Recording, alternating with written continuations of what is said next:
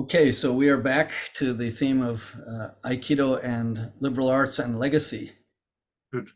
Yeah, and I'm going to share my screen again. We have looked at the first four parts of the mandala chart. You start to get a feeling for how you can see the whole picture and you can drill down to the details, and you can also see the connection between them. So let's look at that again. Okay, how's that? That's great. Okay. So we've looked at A, proud lineage, B, credentials, C, books, D, isolate professor, and now to social media. Now this is something that's really come out in the last 10 years, and it's a hard nut to crack. It's not that hard to get followers, but everybody's busy and not everybody is there to basically become your client or your customer. They're there to entertain or educate themselves, which is fine. It's a social media. But these are some of the ones that I've been doing: Facebook, LinkedIn, there's something called Pick My Brain, Instagram, Twitter, Line, and Mandala chart, and then also the Aikido Metaversity. Maybe you want to, because you're part of it, maybe you want to comment on that. Well, I yes, it's kind of almost beyond me. I think it's an incredible thing you've done. So you've created something like not just a virtual dojo for one subject, but a virtual space where you can walk into any one of a number of rooms where you can focus on particular specialties that you're engaged in. You can show videos and charts and all sorts of things. It's amazing. It's amazing. Yeah, yeah, and you can do it. You can meet there live, which we do every Tuesday evening, at least in Yeah. Japan. And we have people from 8 countries who are in and out of that. But then we meet there and then go into the rooms and check out some of the. I guess you might think of it as curating a little museum of the heritage, right? So we were looking at videos from Tohei Sensei the other day, and but as a member, you can also go in 24 hours a day and you can explore. You can meet people there who are also members, and they have these things, I guess you call it cone of silence, where you walk past the blue line and anybody inside there can hear each other. But if you're outside of it, you can't hear the conversations. I don't know how the technology works, but it's pretty amazing. No, it's great, and what appeals to me very greatly about it is how we can deal with a subject which we kind of think we know, and there are Yeah, new ideas and new interpretations coming from everybody, yeah, um, and it's great. Yeah. yeah. Okay. Thank you. Yeah. So then Zen. Okay. Now, I got interested in Zen when I was in high school. And back then, I mean, there were a lot of people interested in Zen. There was a huge, you go to any bookstore and there would be several shelves of books, hundreds of titles about Zen and yoga and Asian philosophy and religion, just hundreds. Now, not only are the shelves gone, but the bookstores are gone. Yeah. It's just like, what happened, because that was such a great inspiration to a whole generation, and not just ours. Suzuki Daisetsu, who wrote Zen and Japanese Culture, that was based on talks that he did in the 30s. So ever since the West became exposed to Japan and the ideas of Zen came out, or Carl Jung, this would be more the 60s, I guess, but he studied the I Ching, and he comes up with the idea of the unconscious and synchronicity.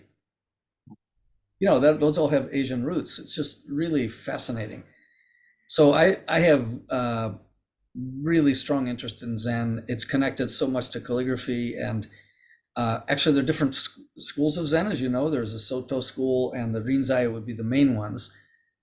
The Soto school emphasizes sitting and meditation and highly ritualized, well, lifestyle, cleaning, how you eat, everything. Rinzai is much more about engaging with like koans, and of course they also do meditation. They do all the other stuff as well, but there's a lot more storytelling and a lot more engagement in activity. And in fact, Rinzai Zen, which is what Zen and Japanese culture was all about, and this is what appealed to me, even in high school, I think, there are all these guys with stroking their beards from India saying, my son, listen to me, and some of them were great teachers and some of them were charlatans. And how can you tell? But in Zen, first of all, there was a acceptance of sometimes irreverence for or ability to challenge the teacher, but also you have to show what you know through the art, and calligraphy being the prime example. It's a picture of your mind and body, and you can't fake it. I was telling students the other day, because they're having a challenge making a thin line that is steady. The hand would shake, and I said, you know what a lie detector test is? And I drew this line on the board, and I said, where were you Friday night? I was home watching television. If that's a lie, it's going to go like this. You can't hide it. Well, the brush is, in a sense, a lie detector. It magnifies through the line whatever is inside, and it'll do exactly what you tell it to. And it's not really a lie detector test, but it'll detect whether you're connected or whether you're clear, or it just magnifies what's there. But you can see it, and that to me is a huge appeal of Zen, of Rinzai Zen in particular. And Alan Watts, he was one of my favorite authors in high school. I think I read all of his books. And you get to the point where he's a great writer, and you feel like, this is really good. I really want to do this, but how can I do it? Well, how you do it is by practicing the Japanese culture. I think I've been rereading some Alan Watts just recently. And I think most of his work comes from the 60s and 70s. Is that yeah right? Yeah. So it's still very fresh and very relevant. Yeah, no question. He passed on, of course, but his son is organized. It's actually tomorrow. I'll send you the information on it. But the legacy of Alan Watts and Ram Dass, and it's a free webinar. So I'll remind me, and I'll send you that. It's tomorrow. So yeah, there's some really good stuff there. And people didn't have social media, so you had to be good in writing. You had to be clear. Yeah. And they were. Now, I've just got a quick question here, Will, on the Zen box. Where does the tea ceremony fit in? Okay. Yeah, I probably should put it in there, because I guess it's under Zen and Japanese culture, because tea ceremony, swordsmanship, and so forth. But yeah, the tea ceremony, we did this series, Taste of Zen, which I would love to revive. We meet with the Zen master and the tea master, and we for an hour we go into depth on the theme. It's really, really great stuff. I mean, it's all, to me, there's so much to be discovered in conversations about it. Yes. I mean, what just so that listeners know, we were doing this online. At least I was online, and you were there in the tea room with the two masters and some other audience participants. But I certainly that day and those days, I felt I was right there in the room. It was extraordinary, even more so possibly than in a martial arts dojo virtually, if you know what I mean. It was a remarkable experience. No, thank you. And you also contributed a lot by writing haiku poetry from inspired by the conversation. So those were really great. Yeah. Well, I think you were drinking tea. I was supporting myself with a little sake at this end, and it was just it was a natural flow. Natural flow. Well, it came out very well. Yeah. Well, one of my favorite sakes is the Shichiken, which means the seven wise men. The long phrase is the seven wise men of the bamboo grove. But I realized after you've been drinking it for about 20 minutes, there are actually 8 as you join them. So yeah, I mean, sake is another thing that can enhance all of this. Indeed. Yes. So then Missouri Zen Center, Rosan Osamu Yoshida, now he's now in his 80s, but when I was in, I was in Japan in 1972 and 3, came back, and before coming back in 83, for 4 years, I sat an hour of Zen meditation at his home. And it was just a great anchoring thing. This was in St. Louis, Missouri, and they're still going. Uh, but yeah, Zen meditation, and I practice a form of Rinzai Zen, which represented by a famous Zen master named Hakuin Zenji, Master Hakuin. And there's there's actually a British guy named Daizan Skinner, and he is based in London now, but he studied in Japan with his Zen master and then was asked to take over the tradition. So his master passed on, but the condition was that he take it back to the West. And he does these great things. He's got these like online meditations, and it's guided, and there's variety, and there's stories, and there's storytelling, and I like that. I like to talk. I like to read. I think words are an important part of it. And somehow, when it's all silence, I feel like it's easy to lose the plot. But anyway, that's Yoshida Sensei. And then Irinji Furukawa Roshi, who you've met, he's a Rinzai Zen master.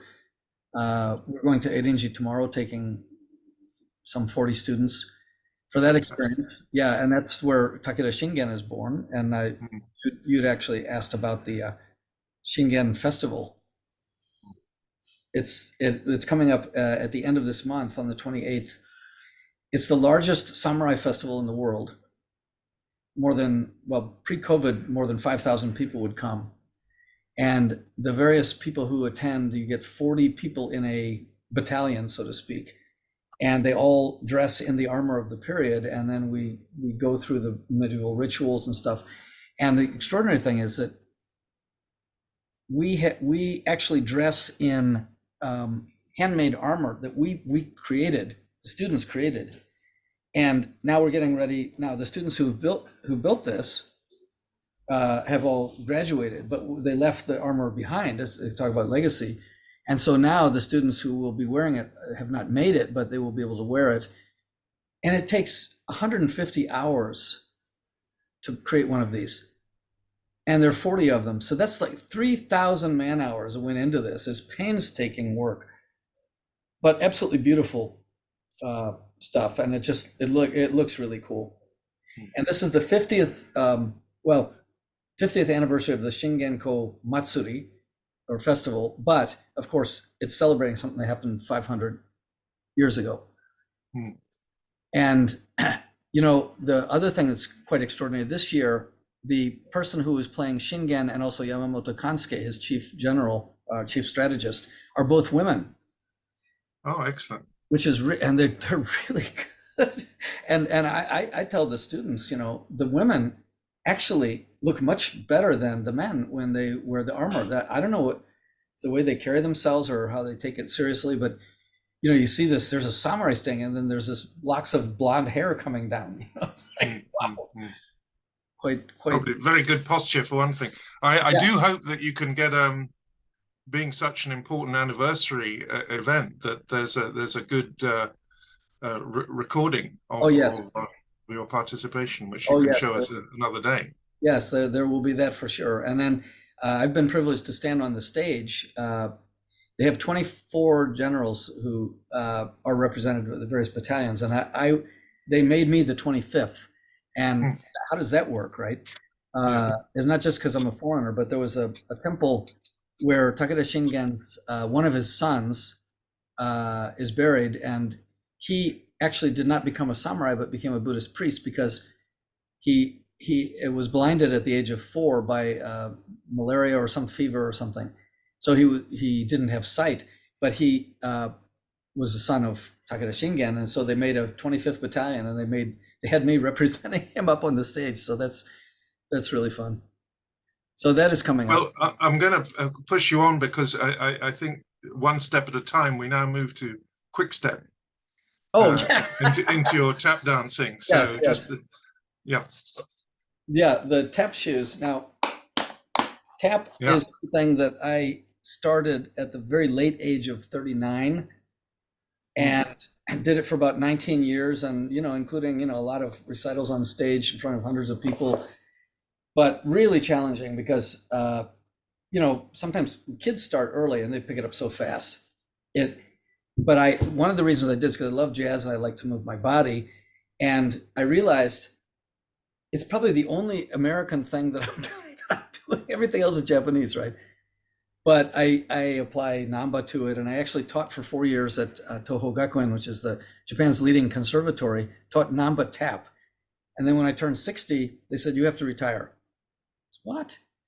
So I lost my venue, and for 10 years I was out of it. And I was thinking, where can I practice? Where can I practice? I still have my shoes. And then I discovered you see the name on the bottom of the list here, Terrence Bennett. He teaches, he has a website called tapdanceman.com.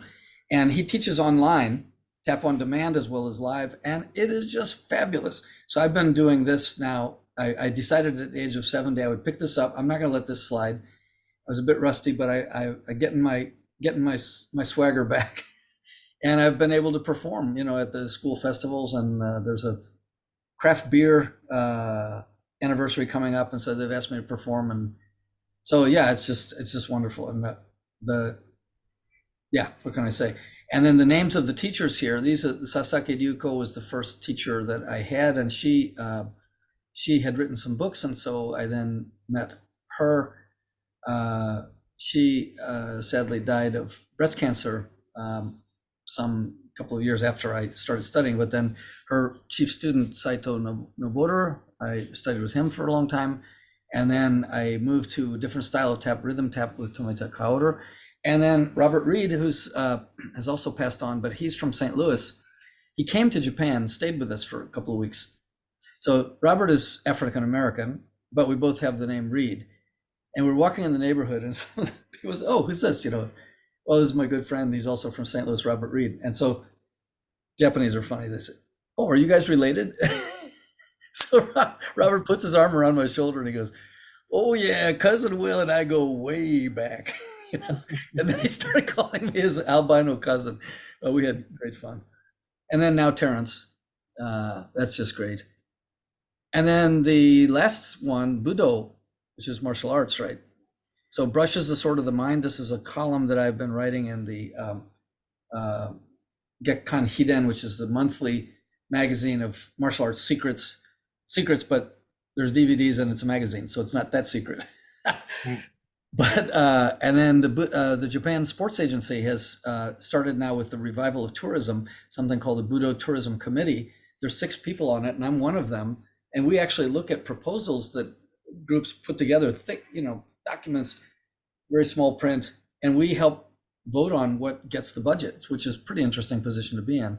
And now the next phase, because we've selected 6 out of 35 or so, the next phase is to go actually visit them on site and see how they're actually doing what they said they're going to do.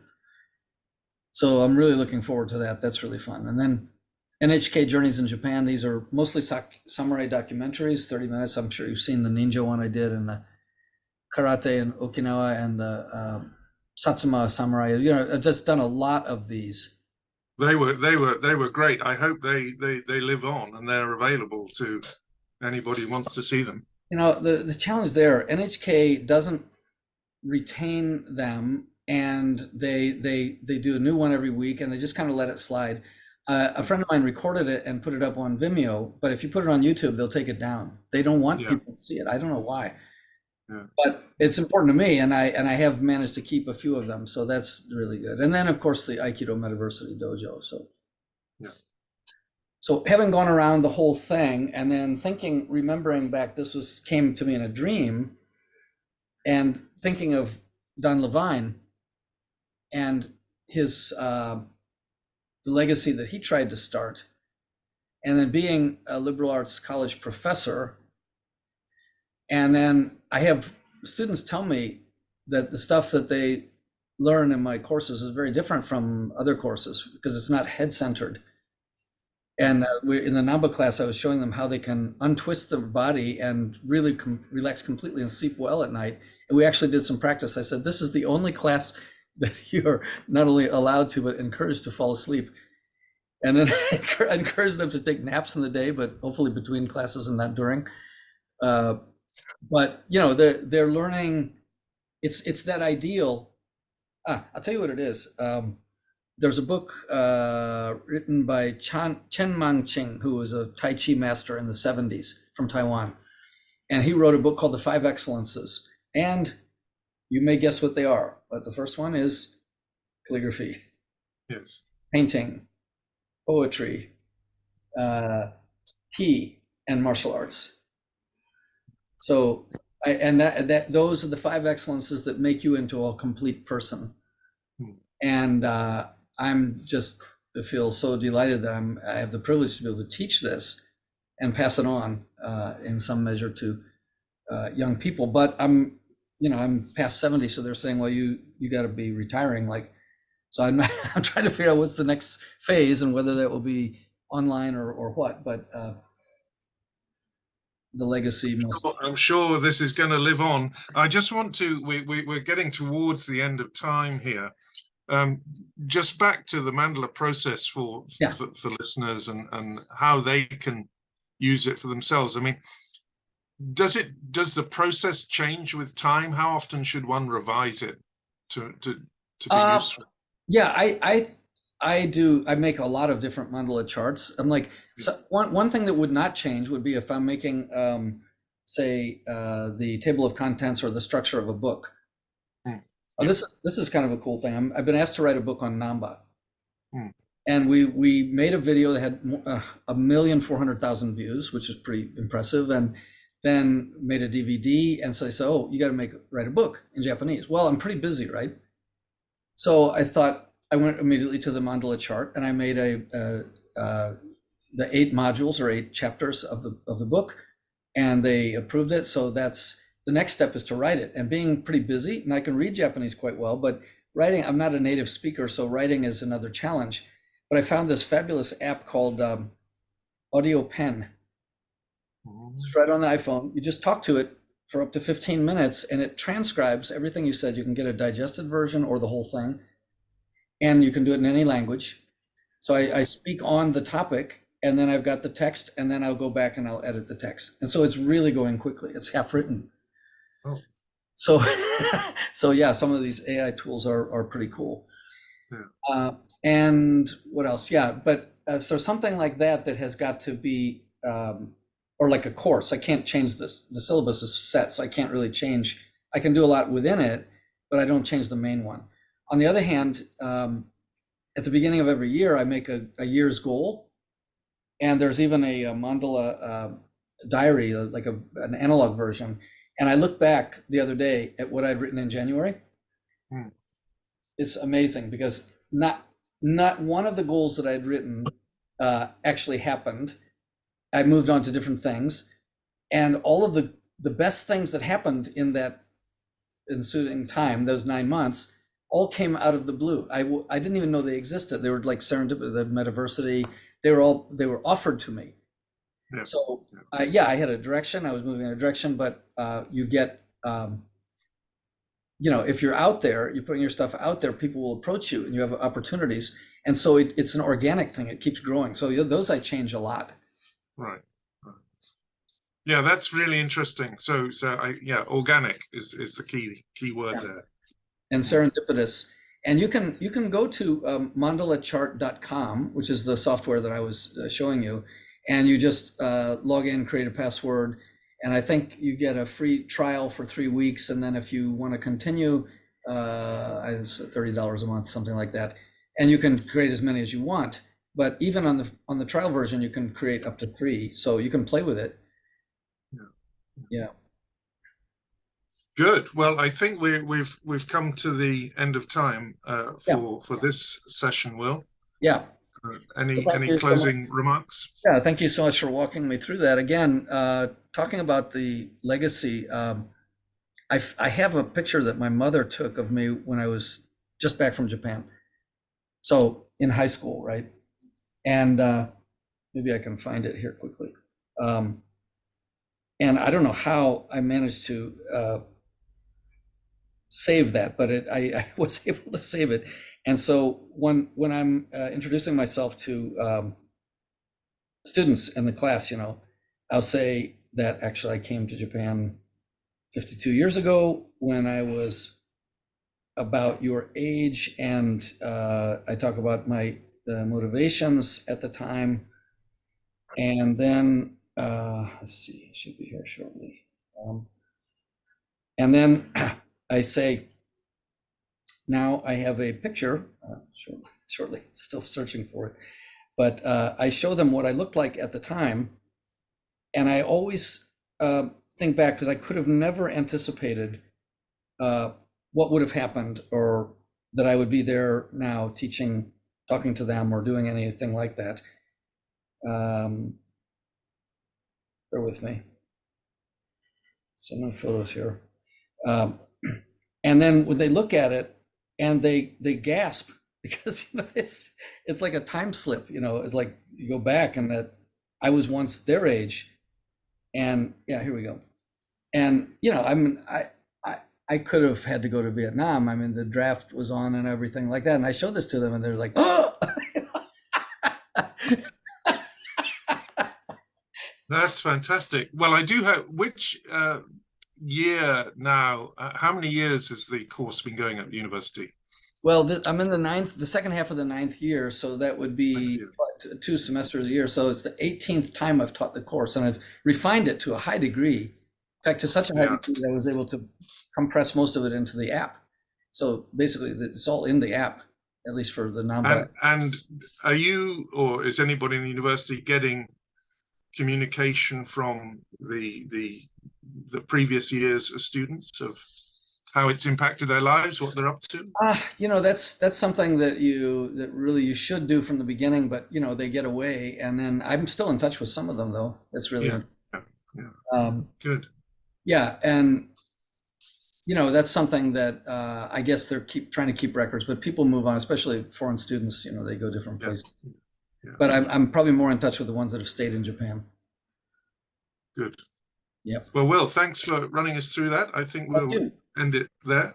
Okay. Thanks very much, Hugh. And I hope that you can also experiment with the mandala chart. It's a really good way to kind of reflect. It's like a mirror to reflect on the themes in your life.